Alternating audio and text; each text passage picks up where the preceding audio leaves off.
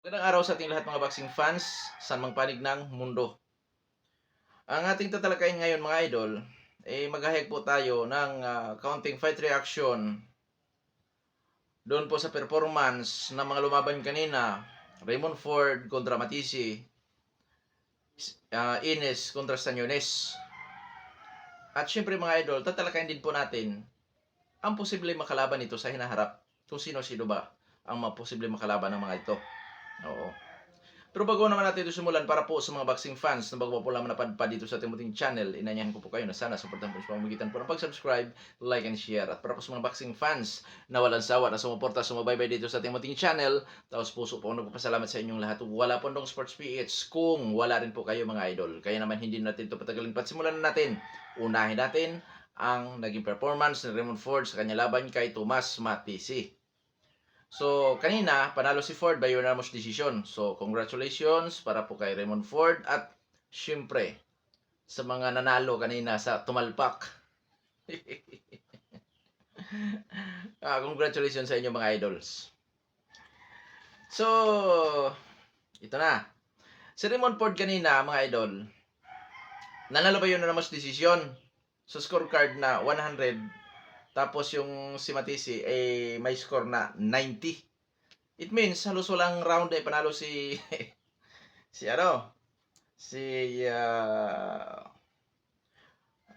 Matisi. Oo. Ako pabor ako sa unanimous decision, pero yung walang round na panalo yung katunggal medyo medyo questionable konti. Pero ganun pa man, pabor ako sa unanimous decision. Oo.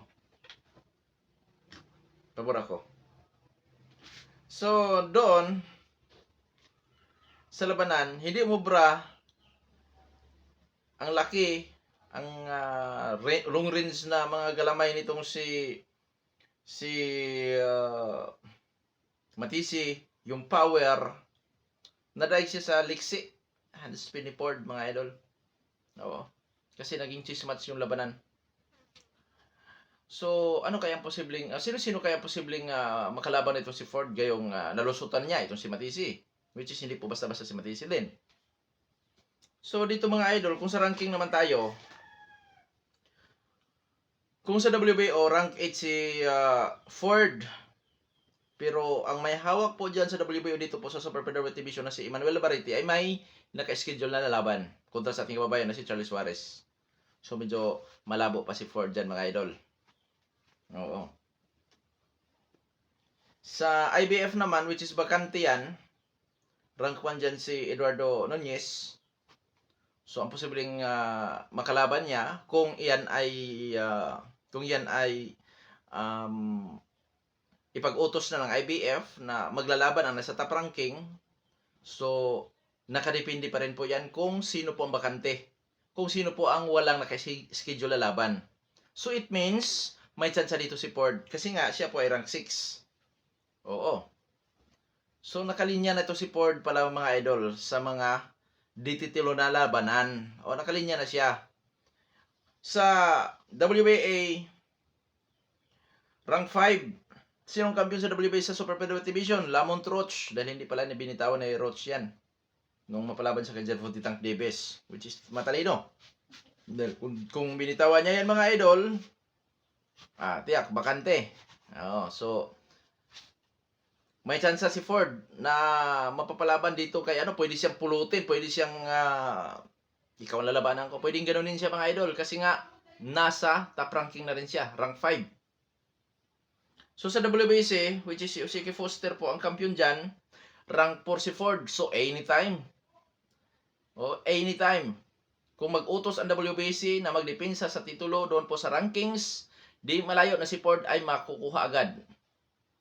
Oo, nakadepende na lang po yan kung gaano kalakas ang humawak sa kanya na promosyon, yung kanyang managers. Nakadepende na po yan kung gaano kalakas na makakakuha ng slot sa laban. Kaya itong si Ford, di magtatagal or di maglalaon, siya po ay mapapalaban sa isang world title bout as a world title contender mga idol. Pwedeng ditong taon or posible sa sunod na taon. Basta ipagpatuloy lang niya ang kanyang nasimulan na kung saan magsunod-sunod ang kanyang talo. Kasi itong si Ford mga idol, dumaan po talaga ito sa rankings. Oo. Which is nasa top ranking na nga po siya. Lalo na dito sa WBC at WBA. O, top ranking na po talaga siya.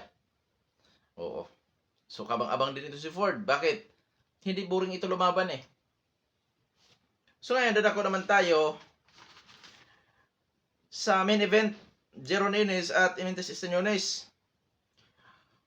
Naunsan mga idol, unification title bout po yan sa IBF at WBA. Dilingin din sa ating kalaman. Panalo si Ines by 6 round referee technical decision or technical knockout. Ika-6 na round. Dahil sa kapito, umayaw na yata si Imintas Estañones. Pero kung atin titignan ang naging performance ni Estañones sa 6 rounds mga idol, although bumagsak siya, pero sa tingin ko pwede pang lumaban eh. O masyadong nag-iingat lang po ang humawak sa boksingirong si Imintas Estañones. Masyadong maingat kasi nakikita naman nila na talagang alanganin, arkanse, logi.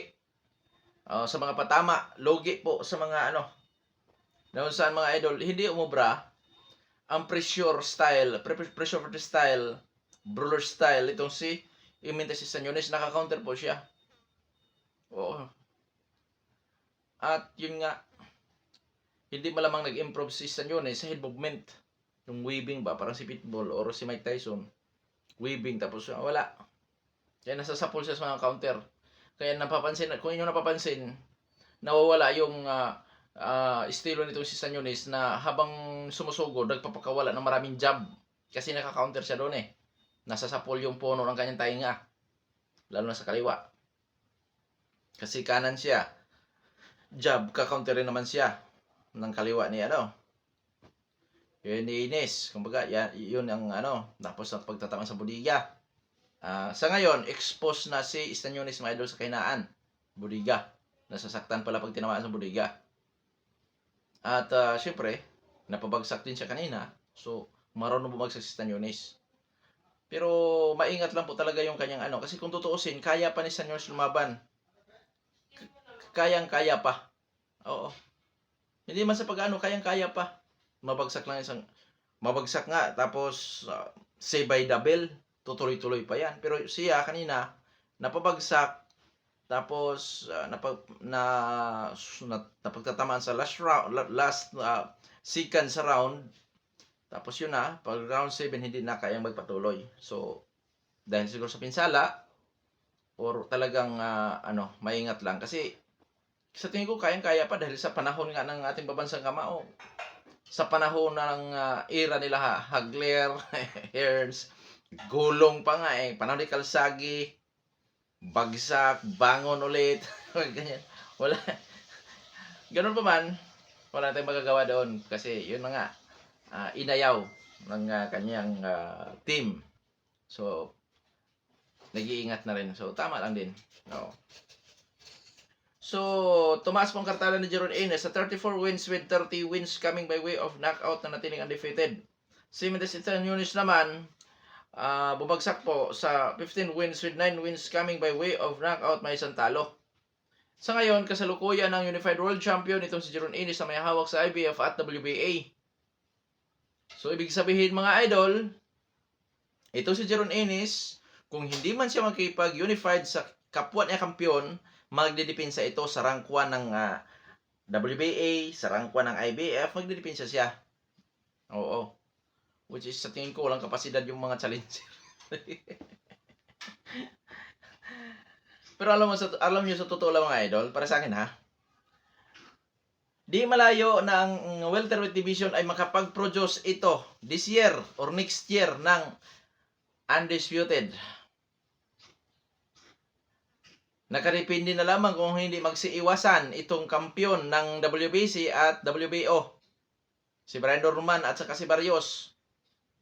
Kaya kung hindi yan iiwas kay Jeron Ines, mga idols, sigurado, may chance si Ines na magiging undisputed dito po sa welterweight division bago po yan aangat sa super welterweight division. Kasi itong si Ines kasi sa edad na 27 anyos, yan po ay dahil nagsimula talaga siya dyan po sa welterweight. Pagdating ng ilang taon, itong si Ines po ay bibigat po yan. Mahihirapang kumuha ng timbang dyan po sa welterweight division. Basic po yan, natural po talaga yan. Lalo na kung katulad nila Magsayo. Nagsimula si Magsayo sa featherweight division, nag-world champion sa featherweight division. Ngunit, nahihirapan na sa paglipas ng panahon. Kasi nga, bibigat at bibigat nga siya. So, ganun din po itong si Jeron Ines. So, pag hindi mangangayaw itong si Barrios, hindi iiwas itong si Barrios at maging itong si Brian Norman, malaki ang sansa ni Ines na magkaroon ito, magiging undisputed world champion po yan. Kasi kung sa skills lang tayo, Barrios ang kalaban, si Barrios po isang boxer puncher. Hindi naman ganun ka-special si Barrios dahil bugbog sarado din naman yan pag lumalaban. Si Brian Norman, hindi rin ganun ka-special. So, malaking sansa ni Ines dyan sa mga yan. Ang problema na nga lang, kung magsiiwasan ang mga yan, aabutin na lamang na si Ines, mahihirapan na sa pagkuha ng timbang dito po sa welterweight division. Oo. Yun lang po ang problema dyan. Pero pag hindi mag-iiwasan yan, yung laban kung laban, ay di malayo na makapag-produce ng undisputed ang welterweight division po mga idol. Tulad din po yan sa minimum weight division. Oo. Mayroong sports, bakit na naging minimum weight division ka na naman? Ay, mga idol kasi, nandun yung dalawa nating kababayan, si Taduran, si Jerusalem. 3 na lang silang kampiyon dyan. Dahil Unified World Champion si Colasso. Ngayon, kung malulusutan ni Colasso si Jerusalem, kung sakasakaling mag-rematch sila, nandyan pa si Taduran. Ang tanong, kung makalusot ba si Colasso kay Taduran? Kaya kung makalusot, si Colasso ang magiging undisputed. Kung magkataon mga idol nga, kung hindi magkaroon ng malaking usapin sa bayad, yung mga ganyan. Kasi ang iba, kampiyon ako, kailangan kung ganito ang bayad ko, susundin tong ganito. O, ganyan.